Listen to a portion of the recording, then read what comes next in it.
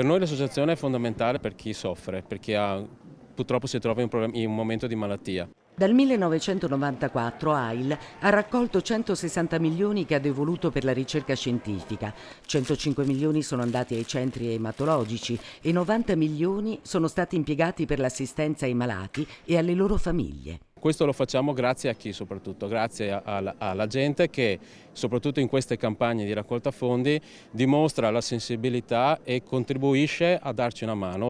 Molti i volontari dell'AIL che hanno vissuto l'esperienza della malattia. Io stesso arrivo da un'esperienza del genere dove ho perso il fratello e quindi per me è diventato fondamentale il mio aiuto, il mio contributo in questa associazione.